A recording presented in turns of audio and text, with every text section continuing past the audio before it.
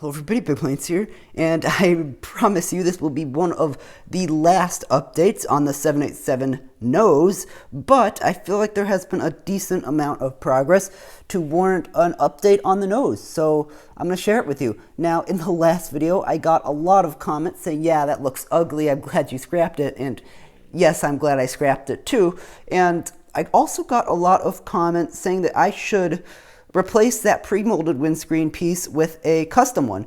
Now, I just want to sort of share with you why I am not going to do that. So these right here, if you can see it, these are the pieces that I probably would have ended up using, or I would have used a technique similar. I'm trying to find a plane here that I can demonstrate it, similar to what I might have done on the B-29, like right there was sort of that. And I can really consider that. And then I realized that the plane that I'm building is modern. And so what it needs to look like is very smooth, very slick, and having bricks that look like this sticking out, sorry, I'm trying to keep that focus, would not look very good. So what I ended up doing was I took the pre-molded windscreen piece and I applied a massive amount of decals to it. Now this took forever and I think it turned out pretty well. I mean, of course it's not in its final position, but what I did is I tried to make this look as much like the actual thing as I could, and I do have the blueprint beneath it. I don't know if you can see it there, but I do have that to compare it to, and I also have the one over there to compare it to. And what I did was I lined up all the window panes, I lined up what I thought it should look like, and I even have the little red here. I know it doesn't match it perfectly, but it's, you know, my printer's not the best. And yeah, so that's generally what I'm thinking there. Again, this is not done yet. I've just put this in place. And something else that I'm doing is I figured out why this ended up looking like the horrible combination of an A350 and an Airbus Beluga. It was the problem. The problem was this windscreen was too far forward like this. It was too stubby. So what I ended up doing is I used a hinge brick here. I don't know if you can see it. And I hinged this entire windscreen back a little bit. So a little bit more this way. So what that does is it brings it down to more of a natural pointy instead of stubby angle.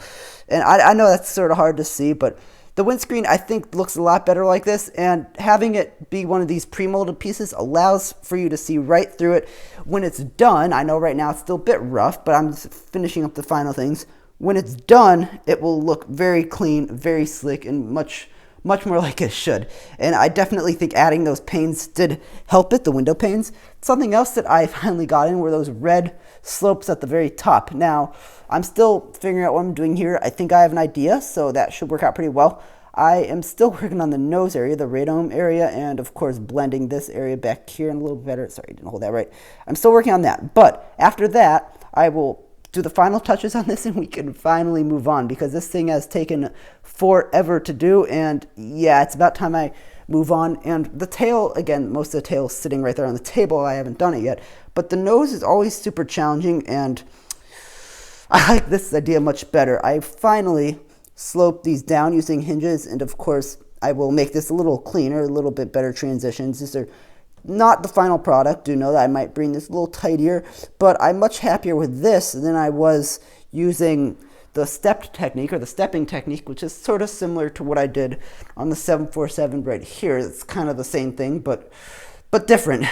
This one is much smoother. It matches the shape of the nose a lot better in my opinion, and hopefully will allow this nose to look a little smoother. Now the doors, I'm going to try to open this here with one hand because I have to hold the camera with the other, but the doors, the way these open are, you just pull it forward like this. Ooh, I think this one came undone, yeah. So again, you can see how it sort of fits on there like this. And it just opens like that, and that's how you get access to the inside. You can see that I do have a person standing there, and again, I have not completely done the interior yet. This is still work in progress. The interior will be later on when I finally have the nose done, and just jam that in there like so, like that. So yeah, that's how the doors function. I think they work out decently well. I will be moving the windows a little bit further back on the door. That was a popular request by viewers, but this is generally nose. Again, this is hopefully the last, one of the last, there might be one more, that sort of is the completion of the nose, but hopefully we can begin the tail pretty soon here. So I hope that you've enjoyed this quick update. I think the nose is beginning to come along a little bit more complete now. It's looking a little smoother, and of course I will be smoothing it along even more as I go on. So again, I hope you enjoyed this update. Hopefully I will have more updates for you, because I do have most of the parts to continue going. I just need to finish up this nose here, because these noses always take forever. So again, that's all I really have for this video. I hope you enjoyed it, and bye for now.